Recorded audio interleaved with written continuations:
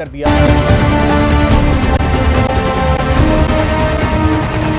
नमस्कार, 20 मिनट 20 खबरों में आप सभी दर्शकों का स्वागत है। इस बुलेटिन में हम आपको प्रदेश से लेकर देश के अलग अलग हिस्सों की खबरें दिखाएंगे। साथ ही आपको यह भी बताएंगे कि दुनिया भर में क्या कुछ चल रहा है। तो चलिए शुरू करते हैं 20 मिनट में 20 खबरों का सिलसिला। सबसे पहले खबर अपने प्रदेश राजस्थान की। मौसम में आए बदलाव की वजह से पेड़ पौधों की पत्तियों पर ओस की बूंदें जमने लगी हैं।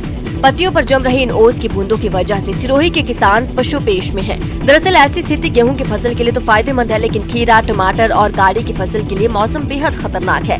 ऐसे में जिन किसानों ने खीरा, काकड़ी और टमाटर की फसल बोई है वो बेहाल है। वहीं जिन किसानों ने गेहूँ की फसल बोई है वो इस मावट से गदमगद है।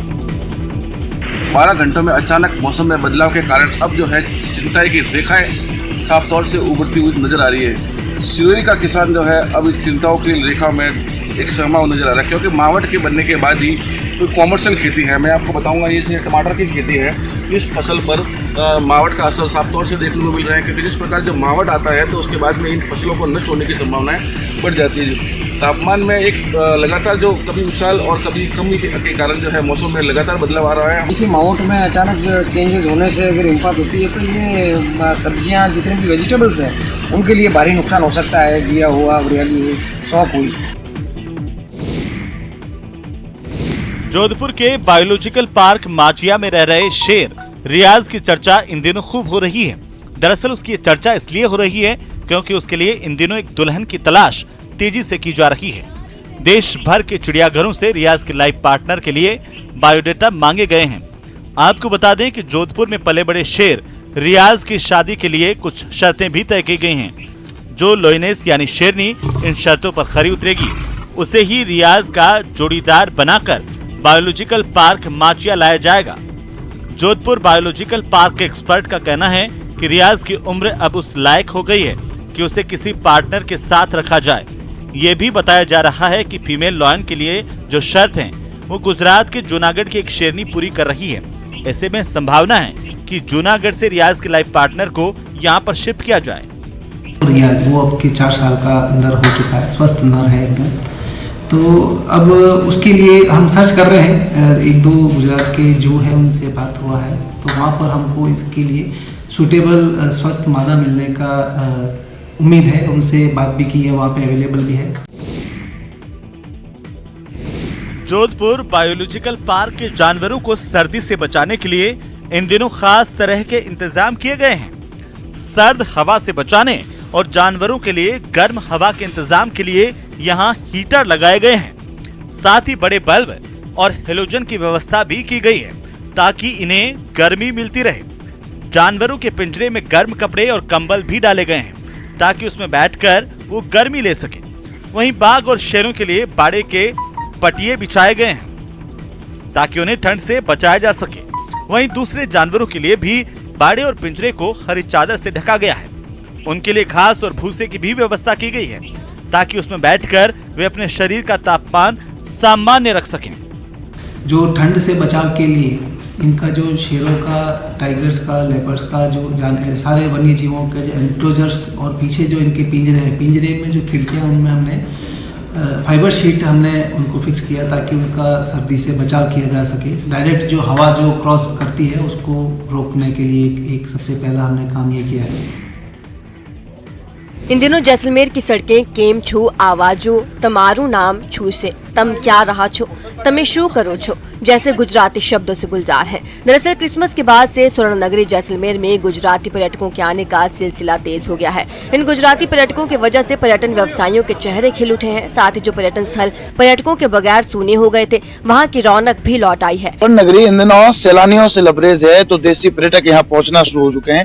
यहाँ पर एक ग्रुप है जिनसे भी बात करते हैं, जैसलमेर आए हैं। क्या कुछ जो है अब तक देखा है, कैसा लगा? बहुत अच्छा लगा। हमने देखा है लाइक फोर्ट्स देखे हैं हमने, फिर ये लेक है। It's really very awesome and it's real like ठंडी है तो like it's we are enjoying it. बताया जा रहा है कि नए साल के स्वागत के लिए यहाँ पर्यटकों के आने का सिलसिला अभी और बढ़ेगा।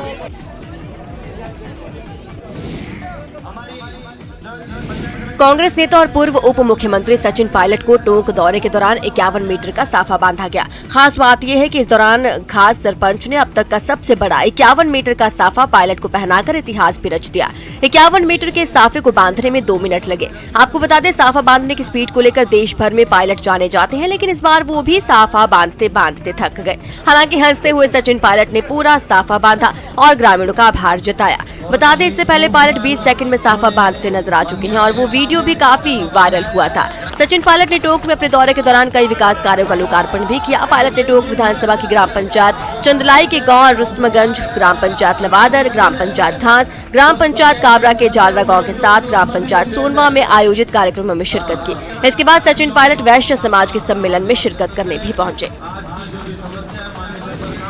और अब देख लेते हैं कुछ अन्य राज्यों की महत्वपूर्ण खबरें।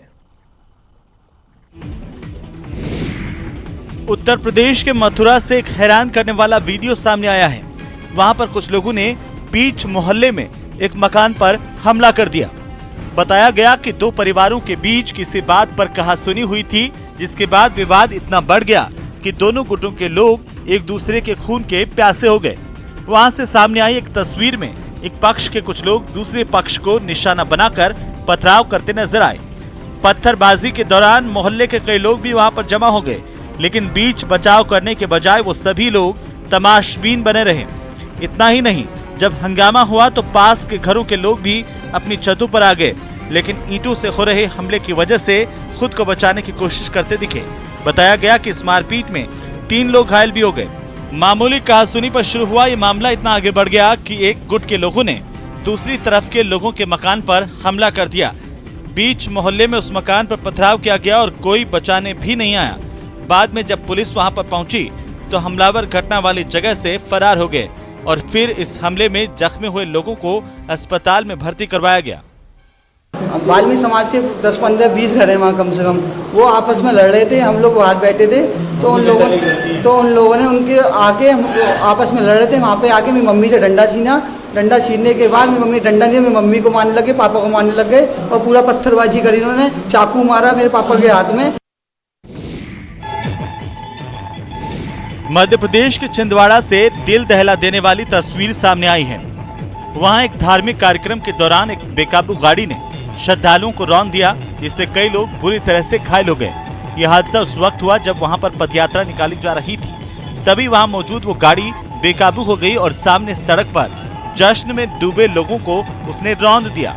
ये सब कुछ इतनी तेजी से हुआ कि श्रद्धालुओं को संभलने का मौका भी नहीं मिला, क्योंकि वो गाड़ी भी इसी पदयात्रा का हिस्सा थी और उस पर कई श्रद्धालु सवार थे। लेकिन उसके ड्राइवर की गलती से कई लोग बुरी तरह से जख्मी हो गए। बताया गया कि घायल हुए लोगों को तुरंत नजदीक के अस्पताल में भर्ती करवाया गया, लेकिन जब उनकी हालत में सुधार नहीं हुआ तो उन्हें नागपुर रेफर किया गया। दरअसल जिस गाड़ी की वजह से यह हादसा हुआ उसी पर संगीत की धुन बज रही थी और उसके सामने ही कई लोग जश्न में डूबे थे। यही वजह रही कि जब वो बेकाबू हो गई तो लोगों को संभलने का मौका नहीं मिल पाया। गनीमत रही कि थोड़ी ही दूर जाने पर वो रुक गई, नहीं तो वहां पर बड़ा हादसा हो सकता था।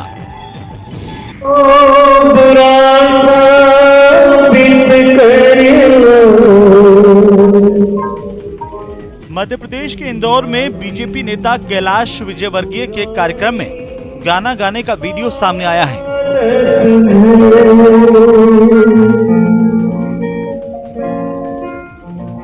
वो वहां मोहम्मद रफी की याद में आयोजित एक अवार्ड समारोह में हिस्सा लेने के लिए पहुंचे थे, लेकिन उन्होंने वहां खुद ही माइक संभाल लिया और गुनगुनाना शुरू कर दिया।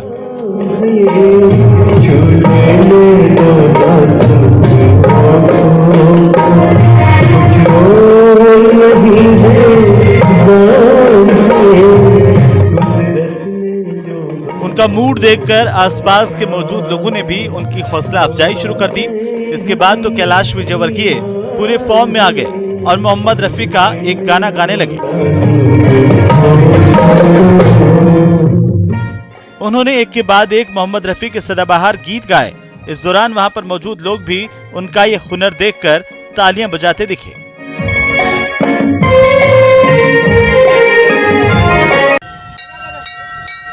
मध्य प्रदेश के छतरपुर में 30 दिसंबर तक चलने वाले किन्नर समाज के महासम्मेलन के 7वें दिन सैकड़ों की संख्या में किन्नर समाज के लोगों ने कलश यात्रा निकाली।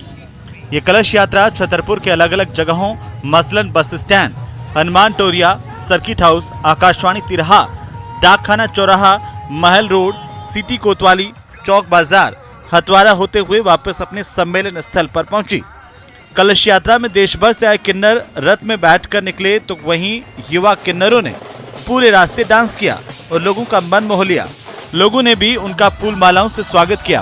किन्नर समाज के लोगों ने बताया कि ये कलश यात्रा शहर के वासियों के लिए सुख शांति और समृद्धि के लिए निकाली गई है। इस कलश यात्रा के दौरान किन्नर समाज के लोगों ने मंदिर मस्जिद में जाकर मत्था टेका और लोगों के लिए खुशहाली की कामना की।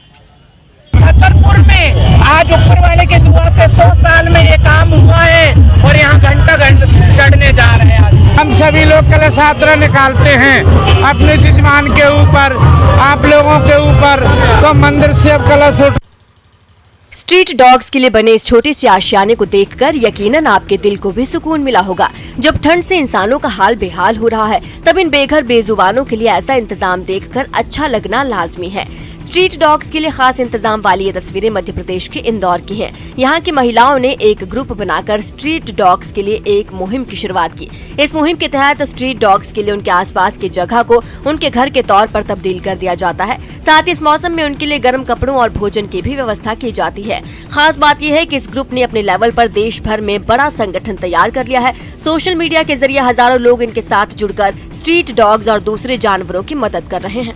जो हमने फेस किया, मेनली हम एक आम नागरिक, हर भारतीय फेस कर रहा है। एक तो डॉग की पॉपुलेशन से परेशान है, दूसरा डॉग बाइट से परेशान है। तो इस चीज़ को गंभीरता से समझ के डॉगिटाइजेशन ने जन्म लिया और काफ़ी R&D के बाद कुछ फॉर्मूलाज इम्प्लीमेंट करके देखे पर्टिकुलर एरिया में कि और उसके रिजल्ट मिले। ये वो है, विचारधारा है। जी ललचाए रहा न जाए। इन तस्वीरों को देख कर आप यही सोच रहे होंगे। खास बात यह है कि यहाँ मौजूद लगभग सभी व्यंजन मटर से बने हैं, चाहे वो मुरब्बे हो या केक या फिर स्नैक्स। मटर के व्यंजन वाले इस फूड फेस्टिवल का आयोजन इन दिनों मध्य प्रदेश के जबलपुर में किया जा रहा है। बताया जा रहा है कि मटर की ब्रांडिंग और मार्केटिंग के उद्देश्य से जबलपुर के होटल कलचुरी में मटर से बने व्यंजनों की जिला स्तरीय प्रतियोगिता आयोजित की गई, जिसमें मटर का मुरब्बा, मटर से बना केक, मटर की जलेबी, मटर के सेव, मटर का सूप जैसे कई व्यंजन शामिल किए गए। इस प्रतियोगिता में शामिल होने के लिए 102 प्रतिभागियों ने ऑनलाइन रजिस्ट्रेशन करवाया था। आपको बता दें कि एक जिला एक उत्पाद योजना के तहत जबलपुर जिले के लिए मटर का चयन किया गया है। बना रहे जबलपुरी मटर से मटर की जलेबी। कैसे बना रहे हो सर? ये मटर को पीस के बैटर तैयार किया जलेबी का, जैसा जलेबी का प्रोसेस होता है सेम वैसे ही मटर से तैयार किया है जलेबी। बिहार के समस्तीपुर में 15 साल बाद मोहम्मद अब्दुल्ला नाम के एक आदमी ने फिर से हिंदू धर्म अपना लिया। इसके लिए वहां पर हिंदू पुत्र नाम के संगठन की ओर से घर वापसी का कार्यक्रम किया गया, जिसमें मोहम्मद अब्दुल्ला हिंदू धर्म अपनाकर उमेश कुमार बन गया।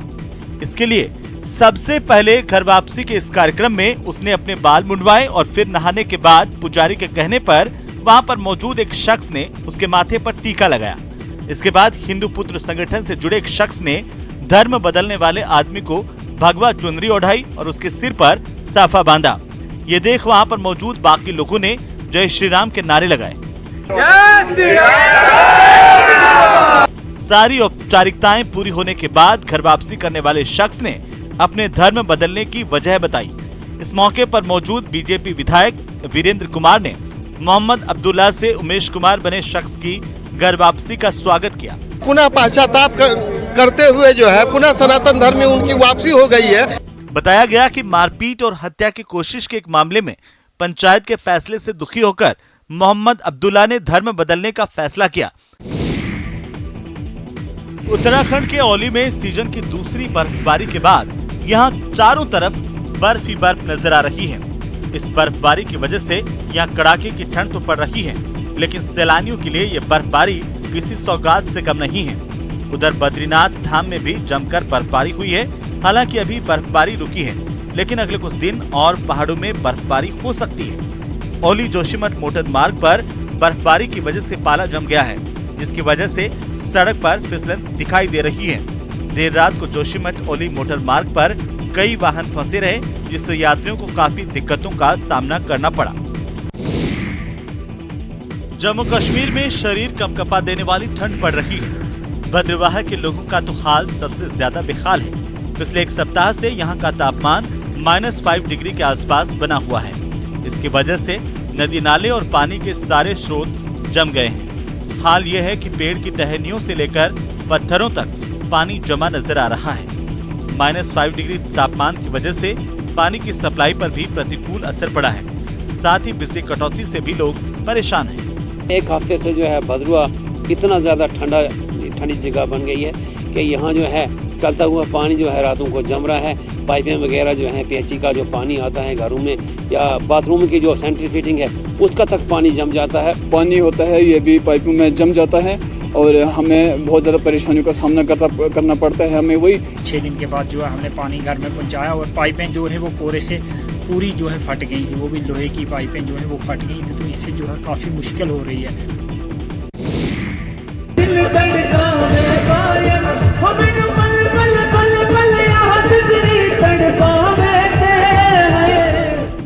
जब जन्नत की हसीन वादियों में संगीत की धुन बजती है तो पैर खुद ब खुद थिरकने लगते हैं।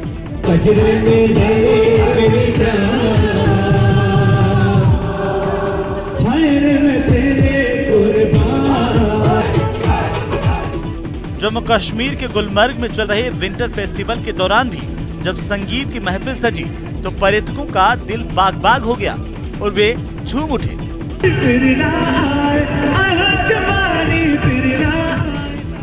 आपको बता दें कि हर साल पर्यटकों को लुभाने के लिए जम्मू कश्मीर के गुलमर्ग में विंटर फेस्टिवल का आयोजन किया जाता है। इस साल भी जब विंटर फेस्टिवल का आयोजन किया जा रहा है तो बड़ी संख्या में लोग यहाँ पहुँच रहे हैं।